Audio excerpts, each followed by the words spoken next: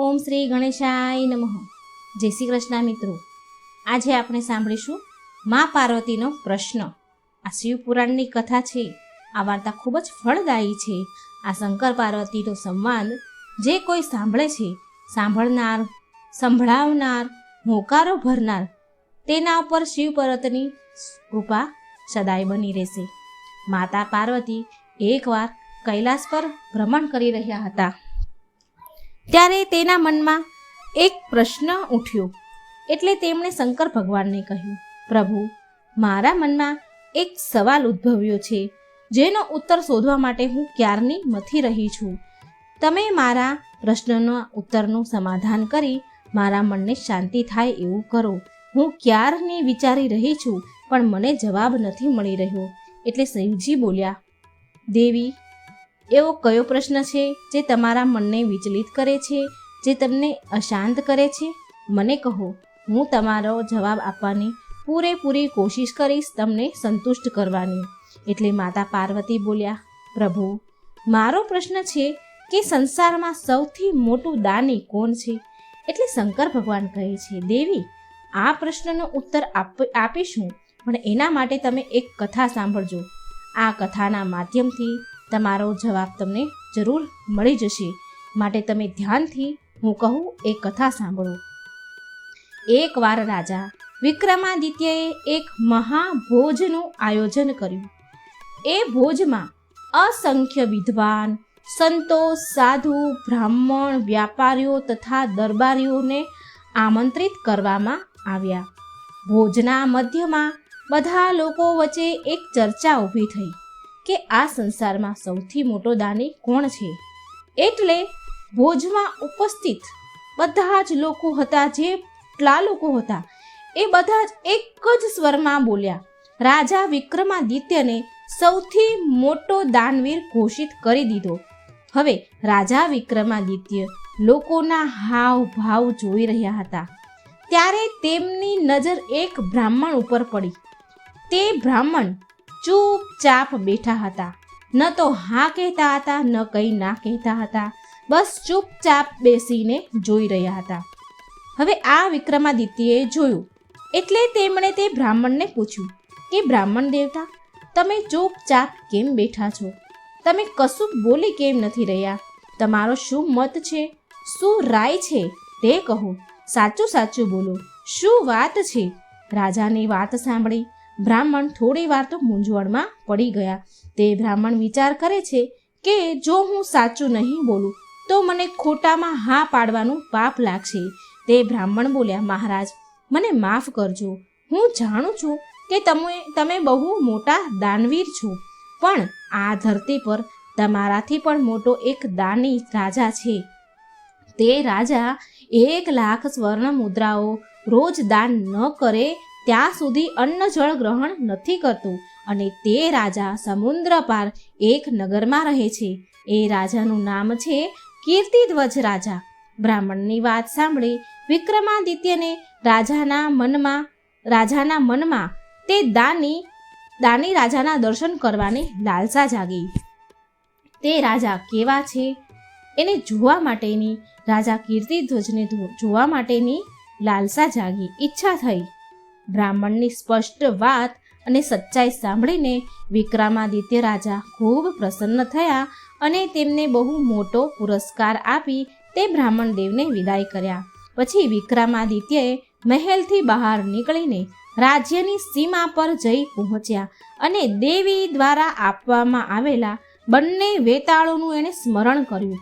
રાજાએ વેતાળોને સ્મરણ કરીને કહ્યું કે તે સમુદ્ર પાર કીર્તિધ્વજના મહેલ તેના રાજ્યમાં પહોંચાડી દે. બંને વેતાળોએ રાજા વિક્રમાદિત્યની આજ્ઞાનું પાલન કર્યું અને તેને સમુદ્ર પાર રાજા કીર્તિધ્વજના રાજ્યમાં પહોંચાડી દીધા. પછી રાજા વિક્રમાદિત્યએ વેશ બદલી લીધો અને રાજા કીર્તિધ્વજના દ્વાર પર પહોંચી ગયા.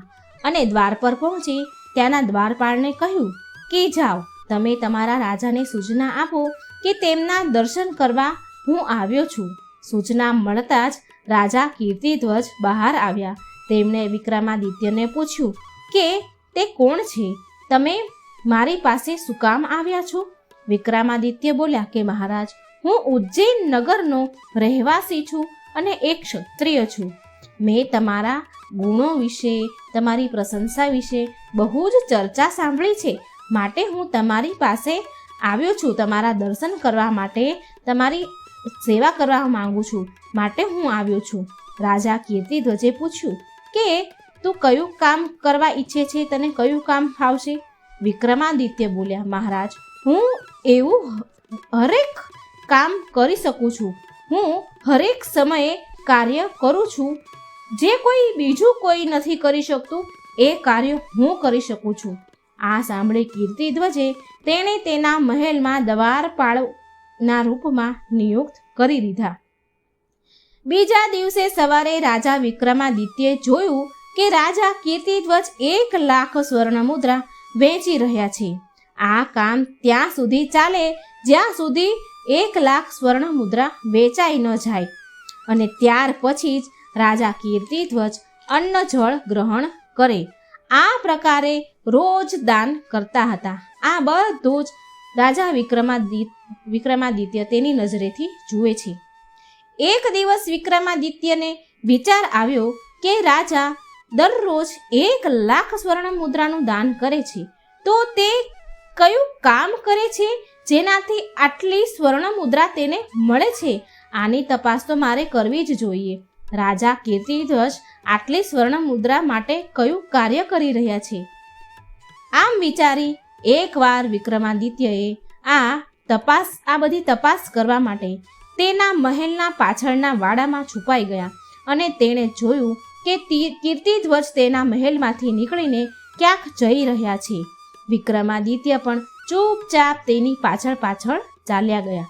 ચાલતા ચાલતા કીર્તિધ્વજ એક વનમાં આવ્યા. વનમાં એક દેવીના મંદિરમાં જઈ પહોંચ્યા. મંદિરમાં અગ્નિ પર એક બહુ મોટી કડાઈ ચડાવેલી હતી.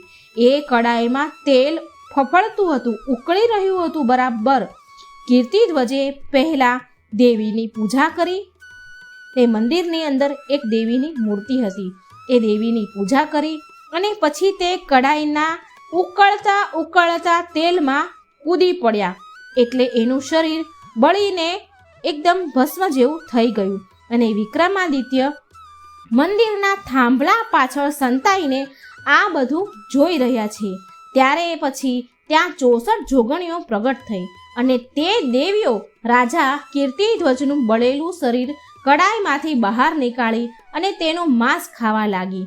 પછી જ્યારે તે તૃપ્ત થઈ ગઈ એટલે એ દેવીઓ ત્યાંથી ચાલી ગઈ. ત્યાર પછી ત્યાં બીજા એક દેવી પ્રગટ થયા, અને તે દેવીએ તે રાજા કીર્તિધ્વજનું જે હાડપિંજર હતું એમાં અમૃતના છાંટા નાખ્યા. અમૃતના છાંટા પડતાની સાથે જ રાજા કીર્તિધ્વજ ફરીથી જીવતા થયા. તેનું શરીર ફરી પહેલા જેવું જ થઈ ગયું. તેણે બહુ આદરથી દેવીને પ્રણામ કર્યા. દેવીએ રાજાને 1,00,000 સ્વર્ણ મુદ્રા આપી. રાજા કીર્તિધ્વજ પ્રસન્ન મનથી એ મુદ્રા લઈ ત્યાંથી ખુશ થઈને પાછા મહેલ ચાલ્યા ગયા. કીર્તિધ્વજના ગયા પછી વિક્રમાદિત્યએ પણ તે ગરમ જે કડાઈમાં તેલ હતું તે કડાઈમાં કૂદી પડ્યા, અને પહેલાની જેમ ફરી 64 જોગણીઓ આવી અને વિક્રમાદિત્યના શરીરનું માંસ ખાવા લાગી. માંસ ખાઈને ચાલી ગઈ. ફરી ત્યાં બીજા દેવી પ્રગટ થયા, અને તેમણે વિક્રમાદિત્યના હાડપિંજર પર ફરી અમૃત છાંટ્યું અને જીવતા કર્યા, અને વિક્રમાદિત્યને ફરી 1,00,000 સ્વર્ણ મુદ્રા આપી. પણ 1,00,000 સ્વર્ણ મુદ્રા મળ્યા પછી પણ રાજા વિક્રમાદિત્ય ત્યાંથી ગયા નહીં, અને ફરી વારંવાર ઉકળતા ગરમ તેલમાં કઢાઈમાં કૂદવા લાગ્યા, અને દરેક વાર દેવીઓ આવે એનું માંસ ખાય અને ચાલી જાય, અને દરેક વખત બીજા દેવી પ્રગટ થાય અને વિક્રમાદિત્યને જીવતા કરી અને 1,00,000 મુદ્રા પ્રાપ્ત કરતા રહ્યા. આવું વિક્રમાદિત્ય વારંવાર કરતા રહ્યા. આ જોઈને દેવી વિક્રમાદિત્ય પર બહુ જ પ્રસન્ન થયા અને બોલ્યા, બેટા, તારા ત્યાગ અને સાહસથી હું બહુ જ પ્રસન્ન છું. તું તારી ઈચ્છા અનુસાર મારી જોડેથી કંઈ પણ માંગી શકે છે. બોલ, તારે શું જોઈએ છે? વિક્રમાદિત્ય બોલ્યા, દેવી માં, જો તમે મારા ઉપર પ્રસન્ન છો તો દયા કરીને મને એ થેલી આપી દો જેમાંથી તમે મને દર વખતે 1,00,000 સ્વર્ણ મુદ્રા આપો છો. દેવીએ એ થેલી વિક્રમાદિત્યને આપી દીધી અને વિક્રમાદિત્ય તે થેલી લઈને પાછા મહેલ ચાલ્યા ગયા. કીર્તિધ્વજના મહેલે ચાલ્યા ગયા. હવે વિક્રમાદિત્યના જવાની સાથે જ ત્યાંથી મંદિર અને દેવીની મૂર્તિ પણ ત્યાંથી ગાયબ થઈ ગઈ. ત્યાંથી બધું જ ગાયબ થઈ ગયું. હવે ત્યાં કંઈ હતું જ નહીં. બીજા દિવસે જ્યારે પાછા કીર્તિધ્વજ રાજા તે સ્થાન પર આવે છે તો ત્યાં જોવે છે અને જોઈને આશ્ચર્ય પામે છે અને નિરાશ થઈ ગયા કે હવે તો ત્યાં કંઈ મંદિર નથી, કોઈ દેવી નથી, કોઈ તેલ, કોઈ કઢાઈ નથી, કશું જ નથી અને આશ્ચર્ય પામી ગયા અને નિરાશ થઈ ગયા. નિરાશ થઈને તે પાછા મહેલ આવી ગયા અને એને તો એવું હતું કે એ જ્યારે સ્વર્ણ મુદ્રા દાન કરે ત્યારે જ અન્ન જળ ખાય અને અન્ન જળનો પછી રાજા કીર્તિધ્વજે ત્યાગ કરી દીધું. કેટલાય દિવસ આવી રીતે નીકળી ગયા અને હવે રાજાનું સ્વાસ્થ્ય પણ ખરાબ થવા લાગ્યું કારણ કે અન્ન જળ એમણે ત્યાગી દીધા. કીર્તિધ્વજની હાલત દિવસે ને દિવસે બગડવા લાગી. તો વિક્રમાદિત્ય તેની પાસે ગયા, કીર્તિધ્વજ પાસે ગયા અને તેમણે રાજા કીર્તિધ્વજને કહ્યું કે મહારાજ, તમને કયું દુઃખ છે? તમારા દુઃખને જોઈને બધી જ પ્રજા વ્યાકુળ છે, દુઃખી છે. કૃપા કરી તમારું દુઃખ મને કહો, તમારા દુઃખનું નિવારણ હું કરીશ. પણ કીર્તિધ્વજ ચૂપ રહ્યા, કંઈ બોલ્યા નહીં. તેમને ચૂપ રહેતા જોઈને વિક્રમાદિત્યે ફરીથી પૂછ્યું કે મહારાજ, તમે મને નોકરી પર જ્યારે રાખ્યો હતો ત્યારે મેં તમને કહ્યું હતું ને કે જે કામ કોઈ ન કરી શકે તે કામને હું કરી દઈશ.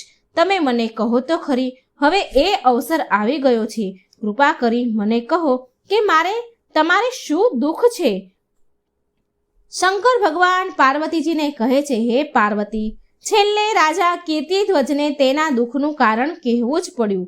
તેમણે 1,00,000 સ્વર્ણ મુદ્રા મળવાની કહાની તેમને સંભળાવી દીધી અને કહ્યું કે હવે એ જગ્યાએ ના મંદિર છે અને ના કોઈ દેવીની મૂર્તિ છે. વિક્રમાદિત્યએ કીર્તિધ્વજને કહ્યું, મહારાજ, તમે ચિંતા ન કરો. તમે સવારે ઉઠીને નાહી ધોઈને દાન આપવા માટે સિંહાસન પર બેસી જજો. તમારું દાન એવી રીતે જ થશે જેવી રીતે અત્યાર સુધી ચાલતું આવ્યું છે. તમે જેવી રીતે દાન કરતા આવ્યા છો. આટલું કહીને વિક્રમાદિત્યએ દેવી દ્વારા આપવામાં આવેલી જે સ્વર્ણ મુદ્રાની થેલી હતી તે કીર્તિધ્વજને આપી દીધી અને કહ્યું, મહારાજ, તમે પ્રતિદિન હર રોજ આ થેલીથી 1,00,000 સ્વર્ણ મુદ્રા તમે નીકાળી શકશો. આ થેલી ક્યારેય ખાલી નહીં થાય. હે રાજા કીર્તિધ્વજ, તમારું રોજ રોજ કઢાઈમાં ગરમ તેલમાં કૂદીને પ્રાણ આપવા, તમારા પ્રાણનો ત્યાગ કરવાના દુઃખ મારાથી જોવાયું નહીં, હું જોઈ શક્યો નહીં. મેં તમને વચન આપ્યું હતું કે જે કામ કોઈ નથી કરી શકતું તે કામ હું તમને કરી બતાવીશ, હું કરી શકીશ. જે કામ તમે કરતા હતા તે કામ મેં વારંવાર કર્યું. એ દેવીથી આ થેલી મેં પ્રાપ્ત કરી લીધી છે અને તમારું વચન મેં પૂરું કરી દીધું છે. હવે મને આજ્ઞા આપો. હવે હું મારા દેશમાં જાઉં પાછો. મારી પ્રજા મારી રાહ જોતી હશે. હું ઉજ્જૈનનો રાજા વિક્રમાદિત્ય છું. આ સાંભળી રાજા કીર્તિધ્વજ તો વિક્રમાદિત્યના પગમાં પડી ગયા અને બોલ્યા, હું ધન્ય થઈ ગયો. તમારા દર્શન થયા મને મહારાજ. મેં તમારા વિશે જે કંઈ સાંભળ્યું હતું તે બધું જ મારી સામે સાકાર થયું. તમે હકીકતમાં બહુ જ મહાન છો. શંકર ભગવાન પાર્વતીજીને કહે છે કે હે પાર્વતી, હવે તમે બોલો કે તમે ક્યારેય આવું દાન જોયું છે જે રાજા વિક્રમાદિત્યએ રાજા કીર્તિધ્વજને આપ્યું? આગળ ભગવાન શિવ બોલ્યા, હે પાર્વતી, સૌથી મોટું દાન ભૂખ્યાને ભોજન કરાવવાનું છે જે રાજા કીર્તિધ્વજ કરાવી રહ્યા હતા. એના કરતાં પણ મોટું ને વધારે દાન રાજા વિક્રમાદિત્યએ આપેલા વચનનું છે જે રાજા વિક્રમાદિત્યએ તેમના આપેલા વચનને પૂરું કરવા માટે તેના શરીરને રાજા કીર્તિધ્વજના શરીરને કોઈ પણ પ્રકારની હાનિ ન થાય તે વિચાર કરીને રાજા વિક્રમાદિત્યએ સૌથી મોટું દાન કર્યું. તેણે એક જ વારમાં ગરીબ લોકો માટે ધનની વ્યવસ્થા કરી, જેનાથી તેમનું પેટ ભરાતું રહે, તેના ચૂલા સળગતા રહે. હે પાર્વતી, સૌથી મોટું દાન ભૂખ્યાને ભોજન કરાવવાનું છે, અન્ન આપવાનું છે. કેમ કે જ્યારે આત્મા તૃપ્ત થાય છે તો આત્મામાંથી આશીર્વાદ નીકળે છે અને તે આશીર્વાદ પરમાત્મામાં વિલીન થઈને એક ચમત્કારનું કામ કરે છે. અને જે આ આશીર્વાદ કોઈ વ્યક્તિને લાગી જાય તો તે વ્યક્તિનો બેડો પાર થઈ જાય છે, તે વ્યક્તિ ધન્ય થઈ જાય છે. તો મિત્રો, આ હતો પાર્વતીજીનો પ્રશ્ન અને શંકર ભગવાનનો વાર્તાના માધ્યમથી જવાબ. જો મિત્રો મારી આ વાર્તા સારી લાગી હોય તો મારી ચેનલને લાઈક, સબસ્ક્રાઈબ અને શેર જરૂર કરજો. જય શ્રી કૃષ્ણ. રાધે રાધે. Thank you.